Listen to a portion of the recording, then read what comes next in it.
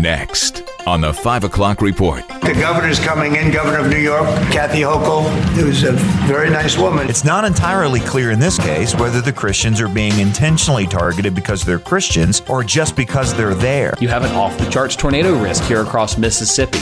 I didn't know that was, I say off the charts, but this is literally off my chart. Now, let's go to the newsroom. Good afternoon and welcome to the broadcast. I'm Family Life News anchor Sarah Harnish. Gender wars. A pair of school districts are fighting back against Pennsylvania's definition of gender. They just sued the governor of the state. They've really just crossed the line when a government agency decides that they're going to take it upon themselves to redefine sex. That is the voice of the lead attorney on that case, Thomas King, who spoke with the Family Life Newsroom. We've got a full interview with him coming up in a few minutes.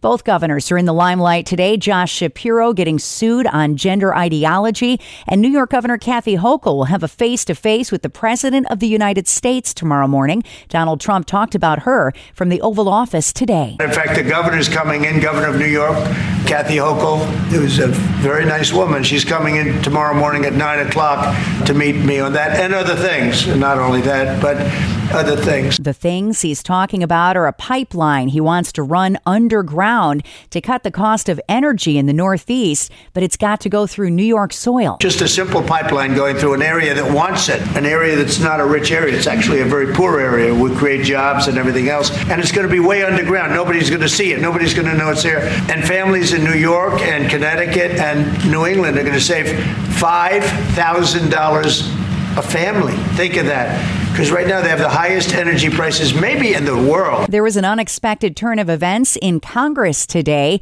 A hearing planned for this morning to consider President Trump's choice to head the CDC. But at the last minute, that hearing got canceled. David Weldon's nomination withdrawn. We're told by a White House official that it was clear that he did not have the votes for this nomination in the Senate. Weldon issued a statement this afternoon saying his name was removed because of lobbying from Big Pharma.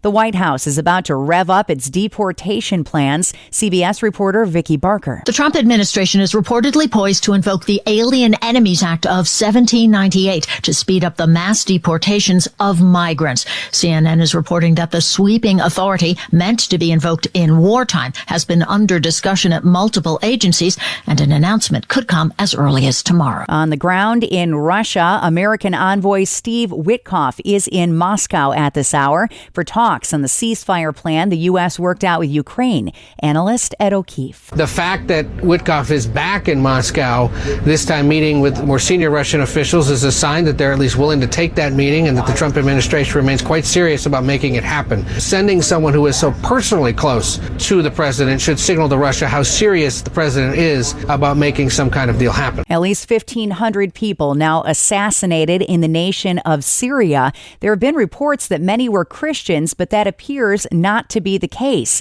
The Colson Center's John Stone Street today. It's not entirely clear in this case whether the Christians are being intentionally targeted because they're Christians or just because they're there. Open Doors International put out a statement today that they can confirm only 4 Christians in Syria are among the dead, one of them killed by a stray bullet. Most of the dead are actually Alawite Muslims. They have no evidence the new government is specifically targeting Christians for their faith.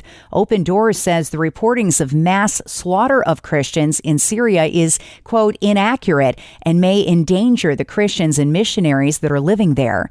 A storm system coming out of California is going to mix with Gulf air tomorrow and kick off a 3-day weather event that could impact dozens of states. Night tornadoes, straight line winds, and hail predicted as far south as the Gulf up into Virginia, about an hour south of the Pennsylvania border by Saturday night. Meteorologists in Kansas, Tennessee, Alabama, and South Carolina are on alert. Folks, I didn't even know you could get an 11. I mean, my scale down here goes to a 10. So honestly, off the charts. You have an off the charts tornado risk here across Mississippi. I didn't know that was, I say off the charts, but this is literally off my chart. Meteorologist Chris Justice in South Carolina lost his breath on the air today as he looked at models. This is going to be a long night, Saturday into Saturday night. You got 10s, 12s, 13s out of a scale that I thought went to 10. Not only the high likelihood of tornadoes, but the likelihood that they're strong, long track, violent tornadoes. And the state that brought the case that made gay marriage legal in all 50 states doesn't want it anymore. North Dakota poised to become the first state in America to undo their gay marriage ruling. The state now asking the U.S. Supreme Court to overturn a 2015 decision that federally legalized same-sex marriage. Still to come on the 5 o'clock report, a sit-down with the lead attorney on that landmark case on gender out of Pennsylvania. Will the state return to two genders? Steuben County declares a state of emergency for wildfires, and someone's fighting back on behalf of those blacklisted striking prison guards in New York. Those stories after weather. I'm Kevin Williams, and here is your Family Life regional weather forecast. The night tonight, partly cloudy to clear with moonshine much of the time, low temps 30s. Tomorrow, nice day generally, with a fair amount of sunshine and high temperatures into the 60s. It'll be a little cloudier in central and eastern Pennsylvania. On Saturday, limited sun, mild and breezy. A couple of scattered showers around with high temperatures in the 60s. Note that both afternoons will be noticeably cooler near Lake Erie and Lake Ontario. Thank you, Kevin. Checking the story, making news where you live across New York and Pennsylvania. Fighting back against gender ideology in the Keystone State. Two school districts have just filed a lawsuit against the governor of Pennsylvania, Josh Shapiro, after the state redefined sex to include gender identity. The lead attorney on that case, Thomas King, spoke exclusively with the Family Life newsroom this afternoon.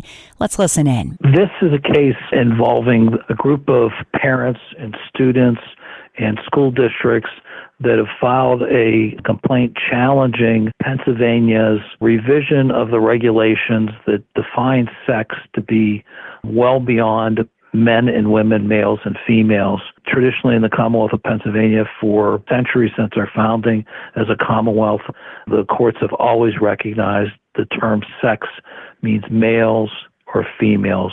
Period.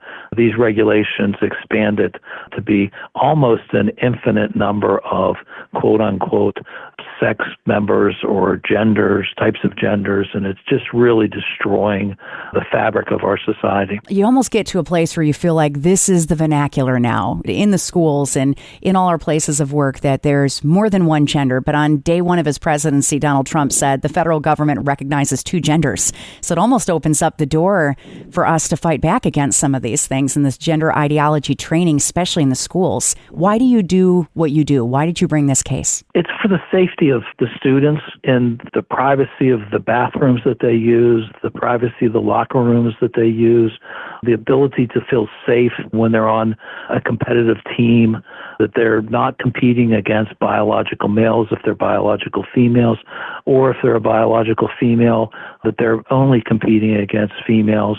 And the same thing for males that look at it from the other perspective to say, listen, I don't want to compete against biological females.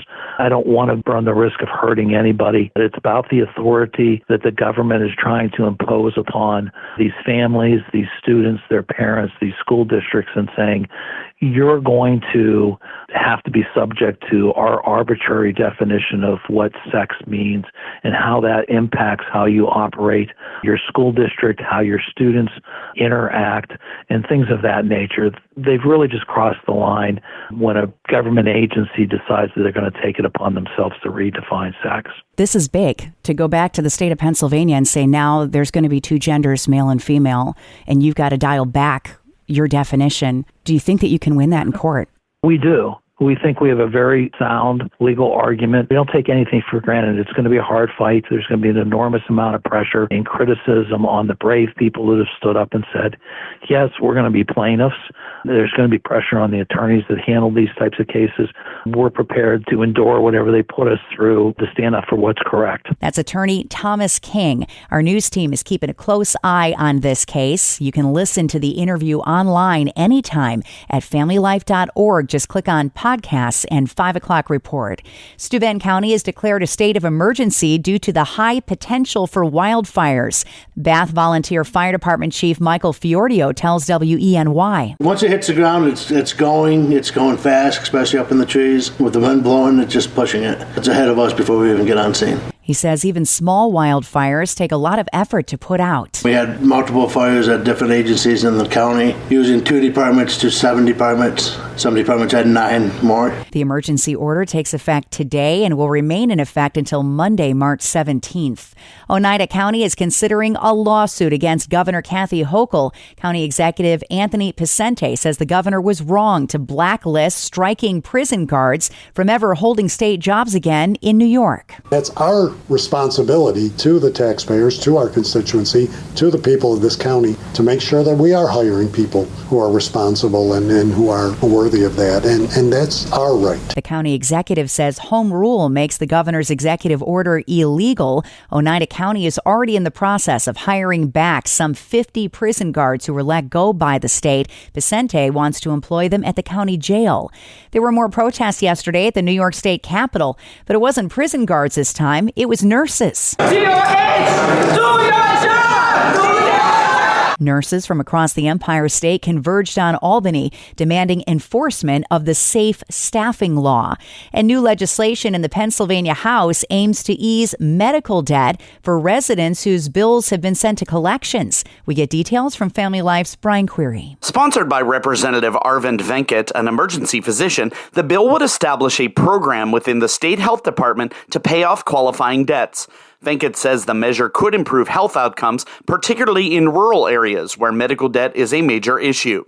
The bill also seeks to improve hospital charity care transparency by standardizing financial assistance applications. While it has bipartisan support, funding remains a challenge, and lawmakers must agree on an appropriation for the program to move forward.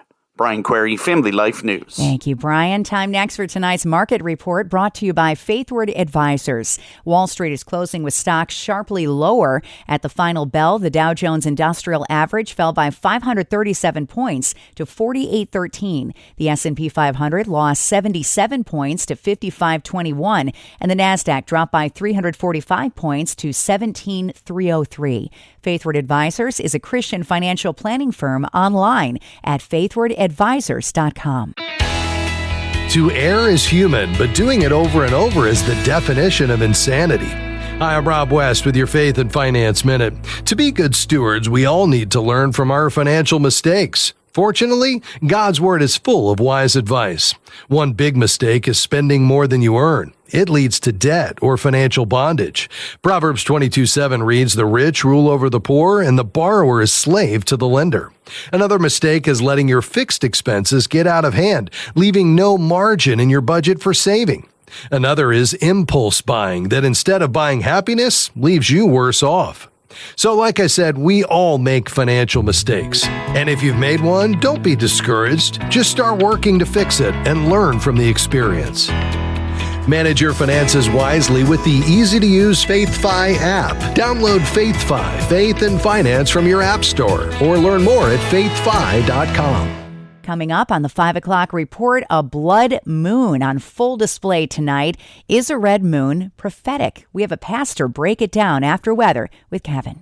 I'm Kevin Williams, and here is your Family Life regional weather forecast. After a pleasant day today, we've got another nice one shipping up tomorrow. Saturday and Sunday, though still mild, will turn wet as an approaching cold front will bring rain and thunder. The bulk of those rains will be Saturday night into Sunday. In the meantime, a reminder tonight, we've got that total lunar eclipse occurring early Friday morning, totality between approximately 2:30 and 3:30 in the morning. The night tonight, partly cloudy to clear with moonshine much of the time, low temps 30s. Tomorrow, nice day generally, with a fair amount of sunshine and high temperatures into the 60s. It'll be a little cloudier in central and eastern Pennsylvania. On Saturday, limited sun, mild and breezy. A couple of scattered showers around with high temperatures in the 60s. Note that both afternoons will be noticeably cooler near Lake Erie and Lake Ontario. Thank you, Kevin. Finally at 5, look up when you go outside tonight. We got a blood moon on deck. It is a total lunar eclipse that gives the moon a red appearance. To Christians and Jews, a blood moon can also carry prophetic significance.